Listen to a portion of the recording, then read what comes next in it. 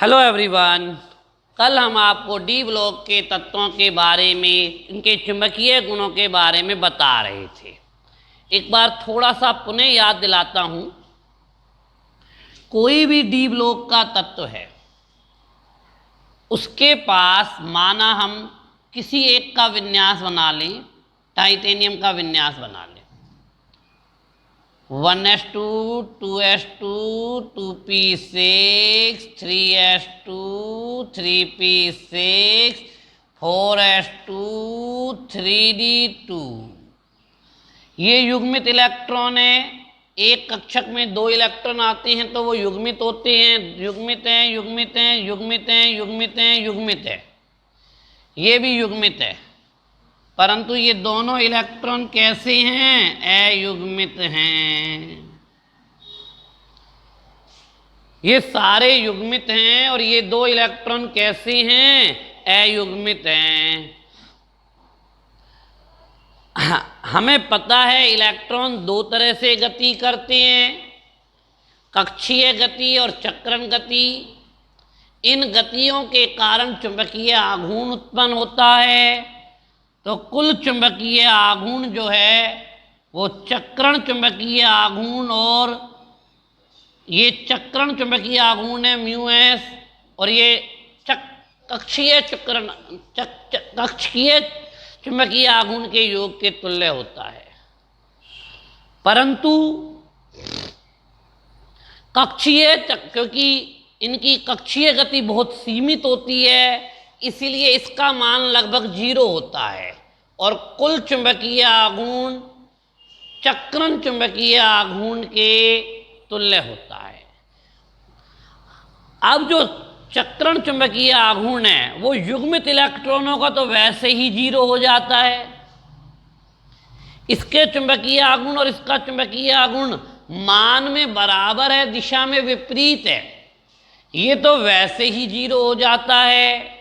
इसीलिए परिणामी चुंबकीय जो आघूर्ण है, परिणामी चुंबकीय आघूर्ण जो है वो किसके बराबर होगा? वो केवल अयुग्मित इलेक्ट्रॉनों के कारण होगा। चक्रण चुंबकीय, एक बात सुनिए, चक्रण चुंबकीय आघूर्ण के कारण ही कुल चुंबकीय आघूर्ण आता है, और चक्रण चुंबकीय आघूर्ण केवल अयुग्मित इलेक्ट्रॉनों के कारण होता है, युग्मित का 0 हो जाता है। उपरोक्त आधार पर हम इनके चुंबकीय गुणों के आधार पर संक्रमण श्रेणी के तत्वों को 3 भागों में बांटते हैं: प्रतिचुंबकीय, अणुचुंबकीय और लोह चुंबकीय। ये संक्रमण श्रेणी के तत्वों को बांटा है। वैसे भी पदार्थों को यही 3 या 5 प्रकार से बांटते हैं। ठोस अवस्था में मैंने पढ़ाया हुआ है: प्रतिचुंबकीय, अनुचुंबकीय, लोह चुंबकीय, प्रतिलोह चुंबकीय, फेरिलोह चुंबकीय। ठीक है ना? ठोस अवस्था में 5 भागों में बांटा है, यानी इस प्रकृति में उपलब्ध सभी पदार्थों को 5 भागों में बांटा जा सकता है, जबकि केवल संक्रमण तत्वों को 3 भागों में बांटा जा सकता है। एक बात और ध्यान रखिए, हमारे भौतिक विज्ञान में चुंबक वाले चैप्टर में इसे और अच्छी डिटेल से समझाया जाएगा। हम हमारे दृष्टिकोण से पढ़ाएंगे, ठोस अवस्था में अलग दृष्टिकोण से पढ़ाया था और भौतिक विज्ञान में अलग दृष्टिकोण से पढ़ाया जाएगा, लेकिन सबका सार एक ही होगा। प्रतिचुंबकीय पदार्थ, इनमें सभी इलेक्ट्रॉन युग्मित होते हैं। जब युग्मित हो जाएंगे तो चुंबकीय आघूर्ण 0 हो जाएगा कि नहीं हो जाएगा? इनका चुंबकीय आघूर्ण 0 होता है, यहां तक कोई दिक्कत ही नहीं है। इनको चुंबकीय क्षेत्र में रखे जाने पर ये प्रतिकर्षित होते हैं, इस पर ताप का कोई प्रभाव नहीं पड़ता। इनमें सभी इलेक्ट्रॉन युग्मित होते हैं। स्कैंडियम, अगर हम स्कैंडियम +3 का विन्यास बनाएंगे तो उसमें एक भी इलेक्ट्रॉन युग्मित नहीं है, एक भी अयुग्मित इलेक्ट्रॉन नहीं है। देखो scandium 1s2 2s2 2p6 3s2 3p6 4s2 3d1। अब +3 में क्या होगा, ये गया और ये गया, तो हो गया ना, सारे इलेक्ट्रॉन युग्मित है ना।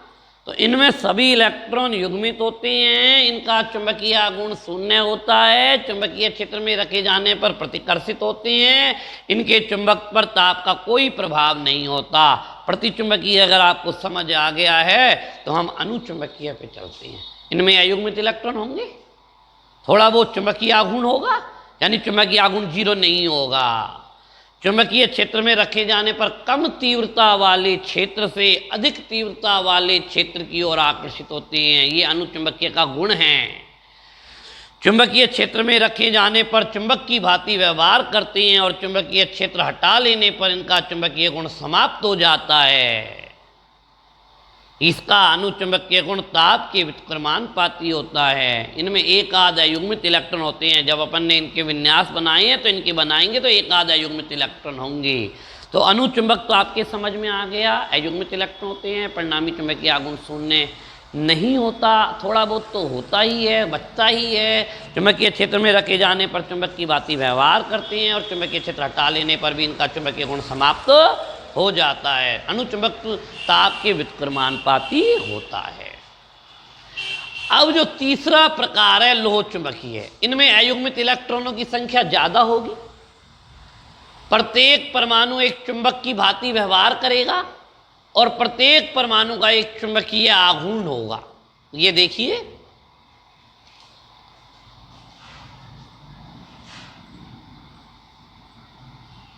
ये बहुत सारे परमाणु थे, ये सब चुंबक की भांति व्यवहार कर रहे थे। इन सबका चुंबकीय आघूर्ण था, किसी का इधर था, किसी का इधर था, किसी का इधर था, सबका था भाई, ठीक है ना। मैंने कहा अयुग्मित इलेक्ट्रॉनों की संख्या, प्रत्येक परमाणु में अयुग्मित इलेक्ट्रॉनों की संख्या अधिक होती है, म्यू का मान अधिक होता है, प्रत्येक परमाणु चुंबक की भांति व्यवहार करता है। यहां तक समझ में आ गई। अब जो समान दिशा में जिनका चुंबकीय आघूर्ण था, अभी कहा ना सबका चुंबकीय आघूर्ण है, जिनका एक ही दिशा में है, ये एक ही दिशा वाले परमाणु,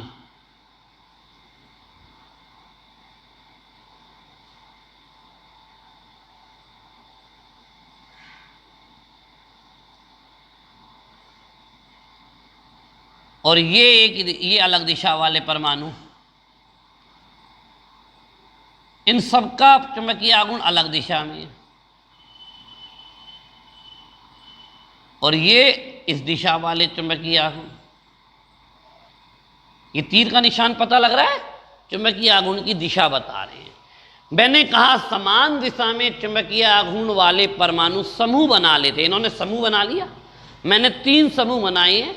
बहुत बड़ा पदार्थ होगा, कोई 10-20 समूह 50 समूह बनेंगे, समूह बन जाते हैं, इन्हें डोमेन कहते हैं। ये डोमेन है, समान चुंबकीय आघूर्ण दिशा वाले परमाणु समूह बना लेते हैं, समूह बना लेते हैं, इन्हें डोमेन कहते हैं।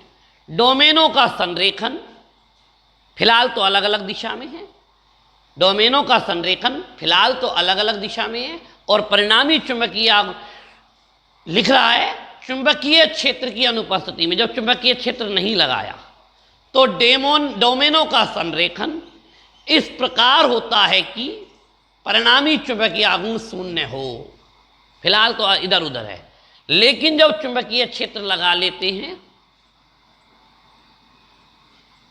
तो डोमेनों का संरेखन चुंबकीय एक ही दिशा में हो जाता। माना चुंबकीय क्षेत्र इस दिशा में लगाया हमने, तो सारे डोमेनों का संरेखन इधर ही चला जाएगा।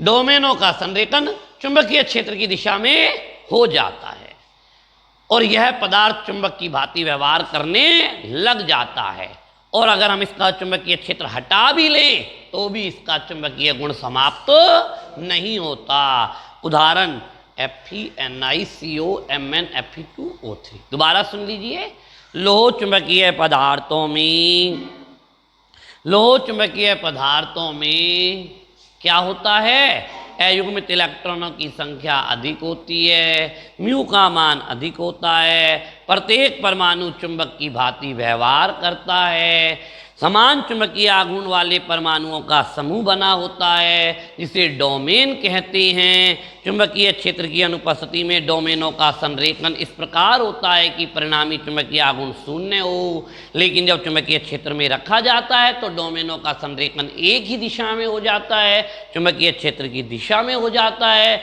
जिससे पदार्थ चुंबक की भांति व्यवहार करने लगता है और चुंबकीय क्षेत्र हटा लेने पर भी इसका चुंबकीय गुण समाप्त नहीं होता। मैंने जो ये चैप्टर स्टार्ट किया हुआ है इसका नाम है डी तथा एफ ब्लॉक के तत्व। कौन सा चैप्टर है? डी तथा एफ ब्लॉक के तत्व। इसमें डी ब्लॉक के तत्व तो पूरा हो गया है, अब हम आपको कल से एफ ब्लॉक के तत्वों के बारे में बताएंगे।